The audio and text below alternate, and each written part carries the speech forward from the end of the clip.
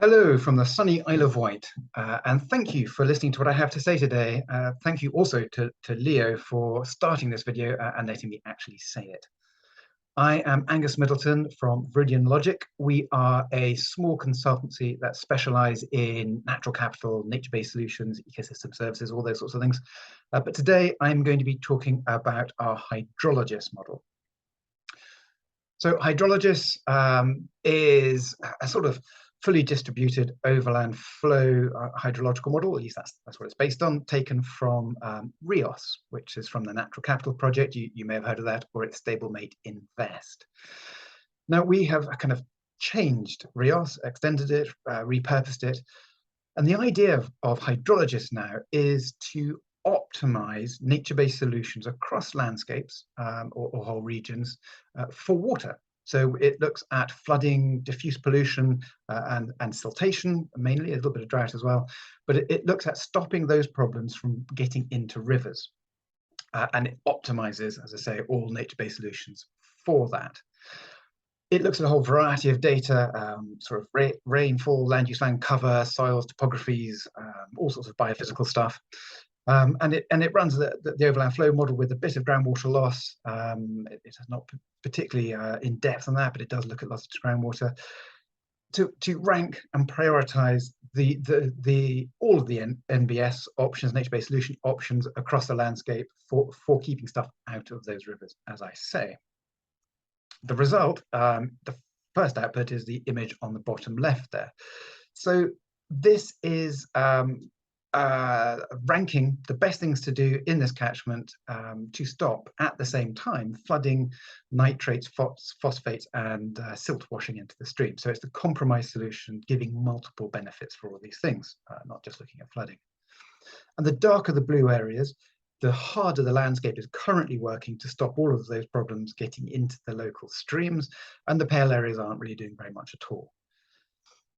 What the model does next is it then iterates up and down all the flow paths that it has created, looking at changing the land use on each of those pixels and trying water retention features, woodland or natural grassland, and seeing what difference it makes to what gets into the river at the end of the flow path.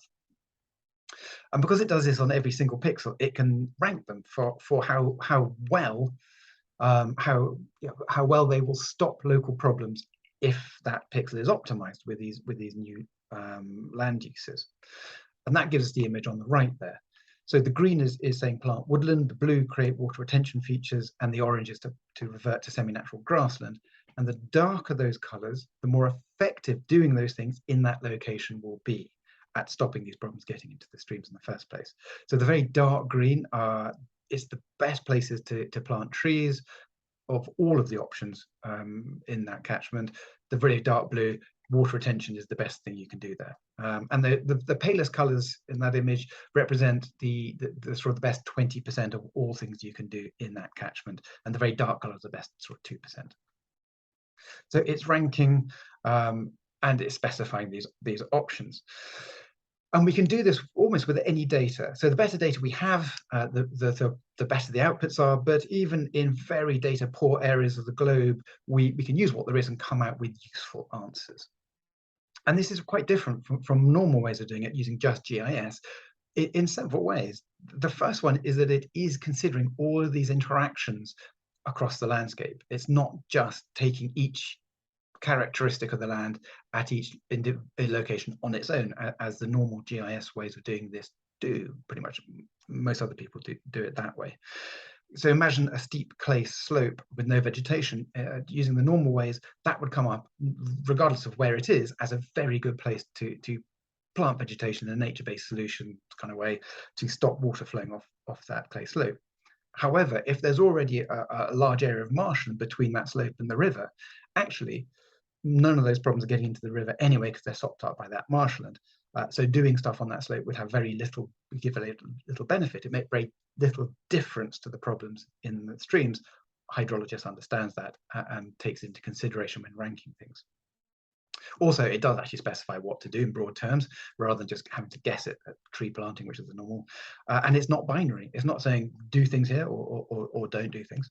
It's saying, well, this is the best thing from a technical point of view, But if you don't want to do it there, or can't do it there, well, this is the second best thing, and the third, and the fourth, and the fifth, and so on, all the way down. It specifies every possible option across the landscape for how well it will solve these problems. And that allows stakeholders to make their decisions, to add in their own knowledge, and to decide for their priorities what they want to do. We are giving them technical information and helping them to decide. We're not making that decision for them.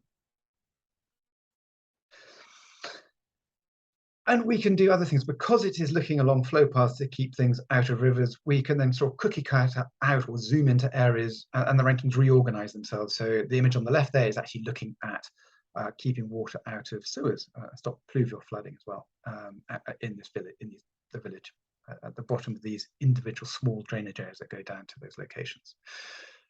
And we can sort of do an initial estimation of the benefits as well. Things like flood vet NFM is for flood damage costs avoided. It is an estimation tool, but it's quick and cheap.